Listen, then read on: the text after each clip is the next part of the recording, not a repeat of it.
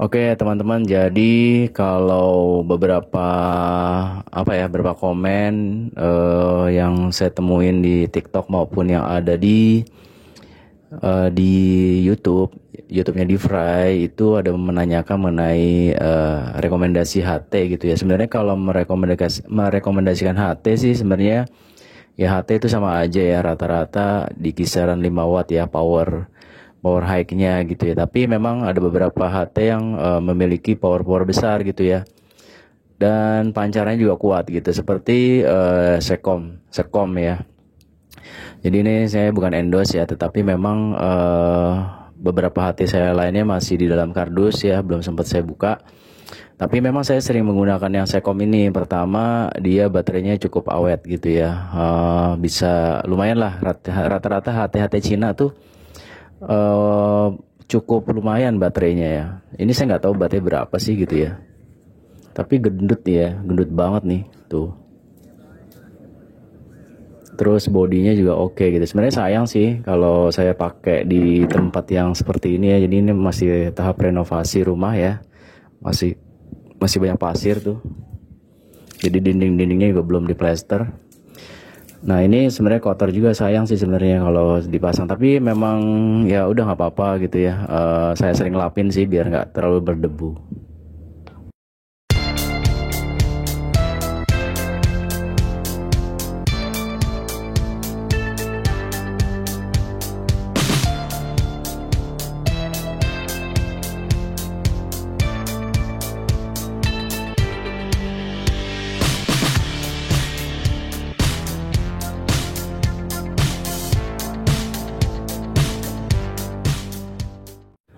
Oke, jadi teman-teman, balik lagi mengenai HT Sekom atau HT yang memiliki watt besar ya. Sebenarnya teman-teman mau pakai HT yang 5 watt pun kalau main di RPU ya, menggunakan antena luar seperti ini dan main di RPU untuk wilayah Jabodetabek maupun jarak range jangkauan antara 5 sampai 30 ya.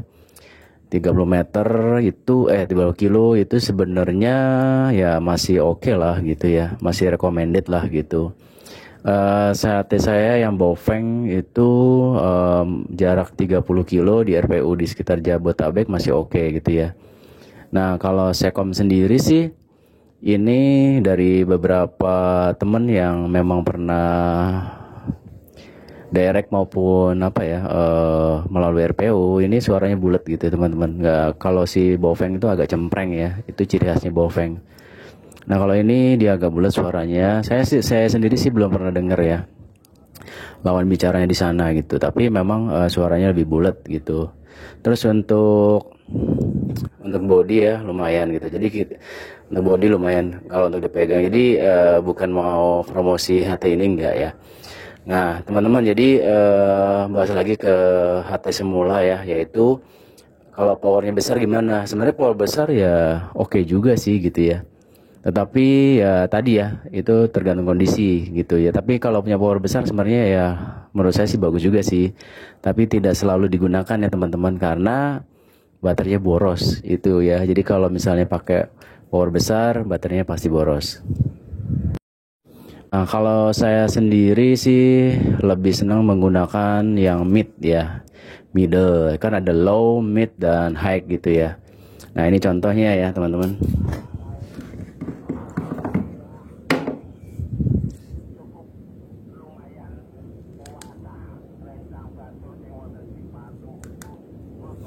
Nah ini saya pakai yang middle ya. Ini ada yang high, jadi ada low. Low ini wattnya sih sekitar 2 sampai 3 ya, tergantung baterai. Terus mid itu kisaran 5 ya, 4 sampai 5 watt ya. Terus kalau high tadi,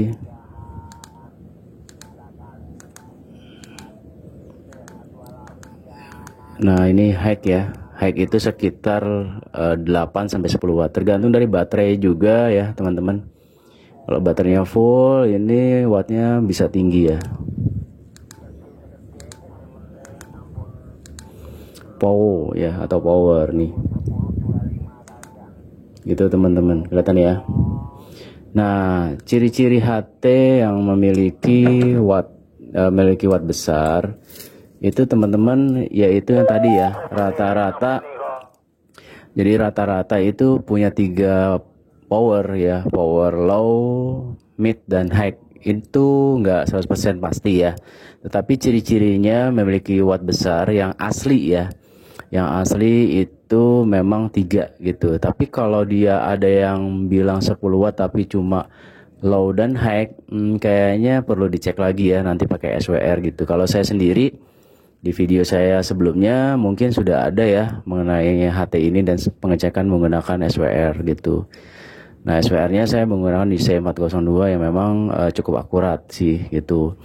Nah, teman-teman, jadi kalau teman-teman mau beli HT yang memang powernya besar ya, ya banyak pilihan sih sebenarnya. Sercom, terus FC yang 10 Pro ini, terus ada juga apa ya, ya modelnya sama kayak gini, kayak pabrik, hanya mereknya diganti sih kelihatannya. Jadi hanya bodinya sama, hanya mereknya diganti. Saya lupa mereknya apa gitu ya. Silakan aja di komen memang kalau teman-teman ingat gitu. Terus kenapa nggak pakai rig ya? Nah, ini salah satu salah satu kelebihan HT ya. Karena kalau kita udah tinggal nih matiin kayak gini ya, udah kita nggak perlu celok-celok listrik gitu ya. Cukup nyalain lagi. Jadi ini khusus pengguna HT yang untuk di RPU ya, atau dipancar ulang gitu. Kalau mainnya jauh direct ya sampai Purwakarta gitu ya, dari Jakarta Purwakarta, kayaknya kalau temen lawannya menggunakan rig ya, masih bisa terima sih gitu ya. Terus antena juga pengaruh ya teman-teman, karena antena saya sendiri ketinggiannya itu 9 meter ya. Jadi saya taruh di toren lantai 2 itu sekitar 9 meter, jadi ya lumayan tinggi lah gitu. Jadi untuk Purwakarta pakai HT kemarin masih nyampe gitu. Cuma ini tadi saya coba cari-cari temen yang lagi direct gitu ya, belum nemu sih gitu.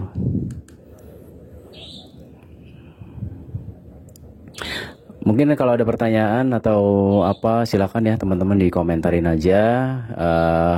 Kita nggak usah malu-malu ya.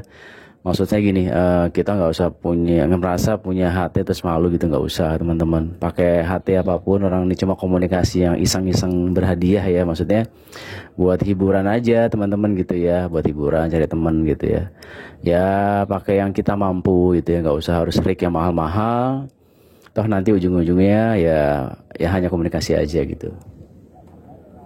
Mungkin itu dulu teman-teman, makasih sudah nonton videonya di Fry Channel, dan jangan lupa untuk subscribe di channel kami yang belum ya. Jadi nanti di channel-channel kami itu mengebahas mengenai radio komunikasi yang simpel-simpel aja teman-teman ya, nggak usah yang terlalu ribet-ribet gitu ya. Karena memang tujuan dari di Fry Channel ini adalah ya sekedar sharing aja, bukan apa ya, bukan nggak sok ngajarin, nggak ya gitu ya. Itu dulu. Assalamualaikum warahmatullahi wabarakatuh.